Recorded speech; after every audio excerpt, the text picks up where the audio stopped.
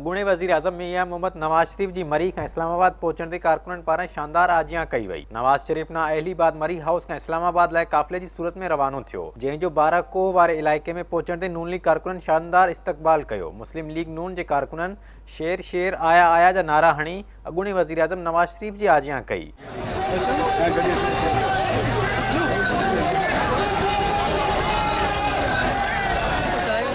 मियां मोहम्मद नवाज़ शरीफ़ नारनि ते गाॾी मां ॿाहिरि निकिरी कारकुननि खे हथ लोॾे जवाब ॾिनो ऐं मुस्कुराईंदो रहियो। नवाज़ शरीफ़ जो काफ़िलो बाराकोह वारे इलाइक़े खां पोइ पंजाब हाउस इस्लामाबाद पहुतो, जिथे पिणु पार्टी अॻवाननि संदसि आजियां कई। वफ़ाक़ी घरू वज़ीर एहसन इक़बाल ऐं सेनेटर आसिफ़ किरमानी पंजाब हाउस पहुचण ते नवाज़ शरीफ़ जो आदर भाव कयो। मरियम नवाज़ शरीफ़ पंहिंजी ट्वीट में नवाज़ शरीफ़ जी आजियां जूं तस्वीरूं शेयर कंदे चयो त जॾहिं आवाम ॻाल्हाईंदो आहे त अहिड़ा ई मंज़र हूंदा आहिनि। हुन चयो त माण्हुनि खे ख़बर हुई त नवाज़ शरीफ़ ईंदो ऐं हितां गुज़रंदो। अवाम नवाज़ शरीफ़ खे ॾिसी रोई रहियो हो, संदसि गाॾीअ खे चुमी रहियो हो, जंहिंजी हूअ पाण शाहिद आहे। अॻूणे वज़ीर आज़म नवाज़ शरीफ़ पंजाब हाउस में वज़ीर आज़म शाहिद खाकान अब्बासी, मुस्लिम लीग नून जे सीनियर अॻवाननि ऐं इत्तेहादियुनि सां मुलाक़ातूं कयूं। वज़ीर आज़म शाहिद खाकान अब्बासी ऐं नवाज़ शरीफ़ जी मुलाक़ात में मुल्की सूरतहाल ते ॻाल्हियूं कयूं वयूं। नवाज़ शरीफ़ सां मुस्लिम लीग नून अॻवान दानियाल अज़ीज़ बि मुलाक़ात करे खेसि वज़ारत वारे मामले ते राज़ी करण जी कोशिश कई। अॻूणे वज़ीर आज़म दानियाल अज़ीज़ खे राज़ी करण जी ज़िम्मेवारी परवेज़ रशीद हवाले करे छॾी। नवाज़ शरीफ़ सां अॻूणे घरू वज़ीर चौधरी निसार अली बि मुलाक़ात करे सियासी सूरतहाल ऐं मुल्की मंज़रनामे ते बि ब्रीफिंग ॾिनी।